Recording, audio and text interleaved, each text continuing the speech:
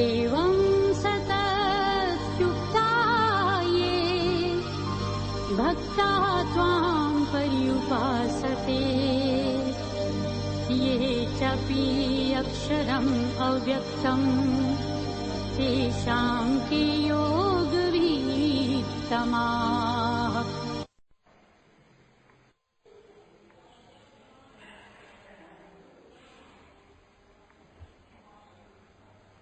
श्रीमद् भगवद गीता 12वां अध्याय भक्ति पथ श्लोक 1। अर्जुन ने कहा, आपके पूर्वोक्त उपदेशानुसार जो भक्ति योगी निष्ठायुक्त होकर निरंतर श्याम सुंदर रूप की उपासना करते हैं तथा जो निर्विशेष अक्षर ब्रह्म की उपासना करते हैं, उन दोनों में कौन श्रेष्ठ योगवेत्ता है?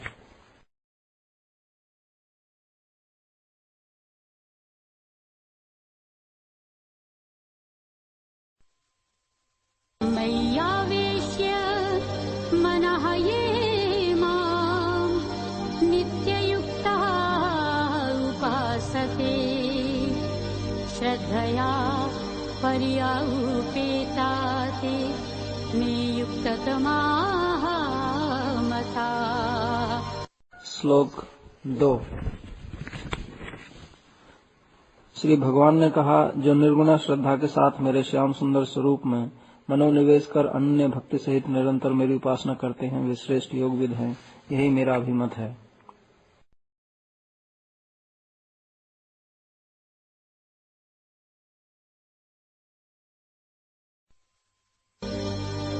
ये तु अक्षरम् अनिर्देश्यम् अव्यक्तम् पर्युपासते सर्वत्र गम् अचिन्त्यम् च कूटस्थम् अचलम् ध्रुवम् सन्नियम्य इन्द्रियाग्रामम् सर्वत्र समबुद्धया ते प्राप्नुवन्ति माम् एव सर्वभूतिते रताः। श्लोक 3 और 4। किंतु जो इंद्रियों को संयमित कर सभी वस्तुओं में समदृष्टि संपन्न होकर एवं सभी भूतों के कल्याण में रत होकर अनिर्देश्य अव्यक्त सर्वव्यापी अचिंत्य कूटस्थ अचल और नित्य मेरे निर्विशेष अक्षर ब्रह्म स्वरूप की उपासना करते हैं, वे मुझे ही प्राप्त होते हैं।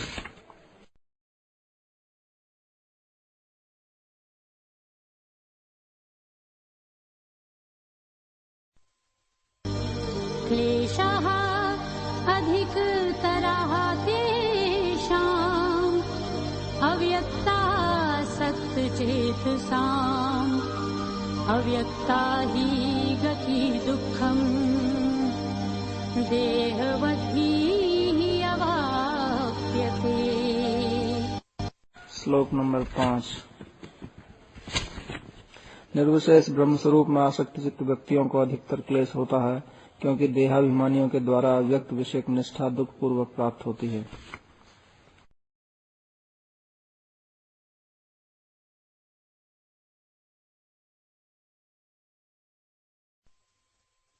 तु सर्वाणि कर्माणि मयि सन्न्यस्य मत्पराः अनन्येन एव योगीन् मां ध्यायन्तः उपासते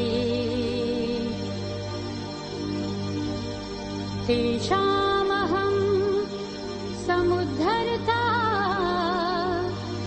मृत्यु संसार सागरात् भवामि न चिरात् पार्थ मय्यावेशित चेतसाम्।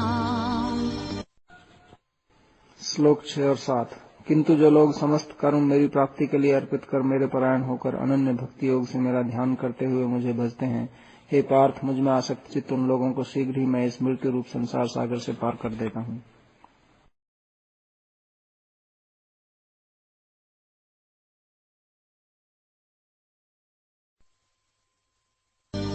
मय्येव मनः आधत्स्व मयि बुद्धिं निवेशय निवसिष्यसि मय्येव अतः ऊर्ध्वं न संशयात्। श्लोक 8। श्याम सुंदराकार मुझ में ही मन को स्थिर करो, मुझ में बुद्धि को अर्पित करो। इस प्रकार से देह के अंत होने पर मेरे समीप ही वास करोगे, इसमें कोई संदेह नहीं है।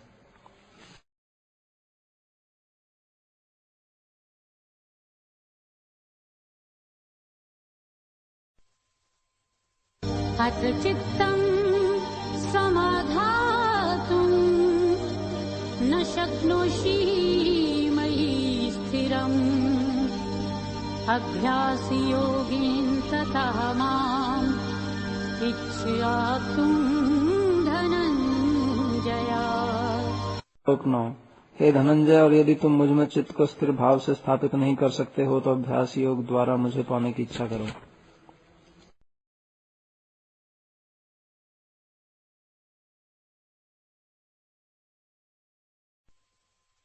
अभ्यासेऽपि असमर्थासि मत्कर्म परमः भव मदर्थम् अपि कर्माणि कुर्वन् सिद्धिम् अवाप्स्यसि। श्लोक 10। यदि तुम अभ्यास योग में भी समर्थ हो तो मेरे कर्म प्राण हो। मेरी प्रीति के लिए श्रवण कीर्तन आदि कर्मों को करने से ही तुम सिद्धि लाभ करोगे।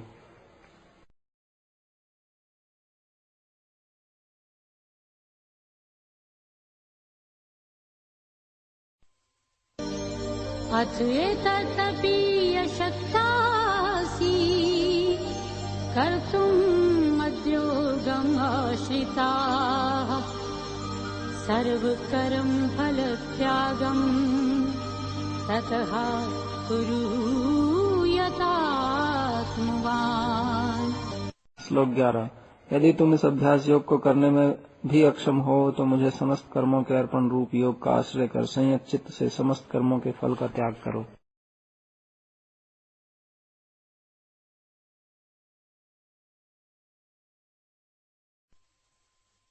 श्रेयः हि ज्ञानं यम् अभ्यासात् ज्ञानात् ध्यानं विशिष्यते ध्यानात् कर्म फलत्यागः त्यागात् शान्तिः अनन्तरम्। श्लोक 12। क्योंकि अभ्यास से श्रेष्ठ है ज्ञान, इस ज्ञान की अपेक्षा मेरा स्मरण रूप ध्यान श्रेष्ठ है। ध्यान से कर्म फल त्याग होता है, अर्थात स्वर्ग आदि सुख और मोक्ष की आकांक्षा नहीं रहती है तथा त्याग के बाद शांति प्राप्त होती है।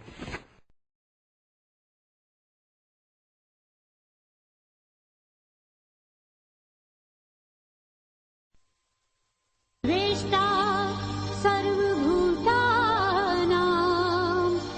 मैत्रः करुणा एव च निर्ममः निरहङ्कारः समदुःखः सुखक्षमी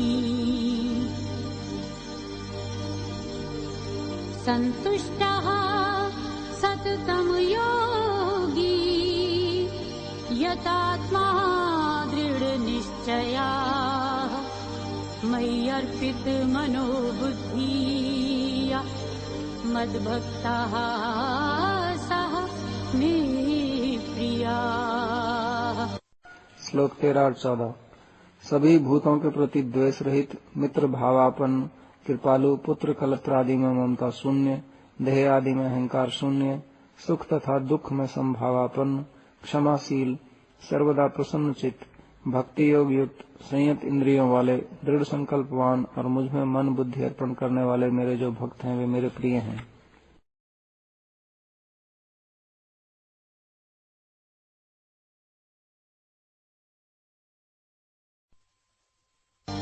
यस्मात् न उत्विज्यते लोकाः लोकात् न उद्विज्यते च यः हर्षामर्षभयोद्वेगे मुक्तः यः सः च मे प्रियः। श्लोक 15। जिनसे कोई उद्वेग नहीं प्राप्त होते तथा जो किसी से उद्वेग को नहीं प्राप्त होते एवं जो प्राकृत हर्ष, असहिष्णुता, भय और उद्वेग से मुक्त हैं, वे मेरे प्रिय हैं।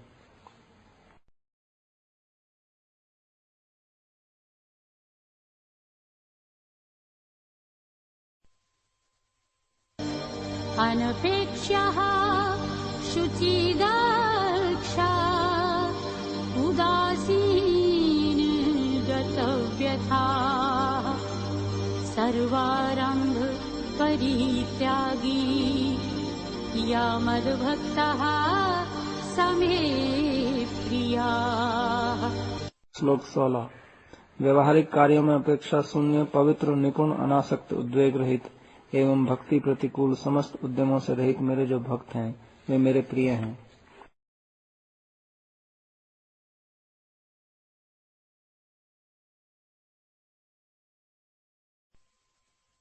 यो न हरिष्यति न द्वेष्टि न शोचति न काङ्क्षति शुभ अशुभ परित्यागी भक्तिमान्या स मे प्रिया।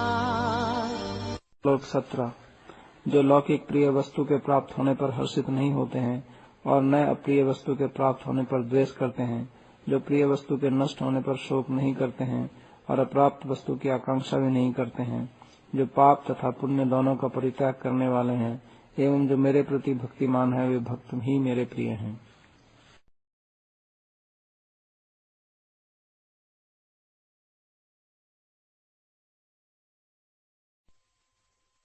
समः शत्रौ च मित्रे च तथा मानापमानयोः शीतोष्ण सुख दुःखेषु समः सङ्ग विवर्जिताः तुल्य निन्दा स्तुतिमानी सन्तुष्टः येन केनचित् अनिकेतः स्थिरमतिः भक्तिमान मे प्रिया नरा। श्लोक 18 और 19। जो भक्तिमान मनुष्य शत्रु मित्र, मान अपमान, शीत उष्ण, सुख दुख में समभावापन्न है, जिनकी वाणी संयत है, जो कुछ प्राप्त होता है उसी से संतुष्ट रहते हैं, गृहासक्ति रहित तथा स्थिर बुद्धि वाले हैं, वे मेरे प्रिय हैं।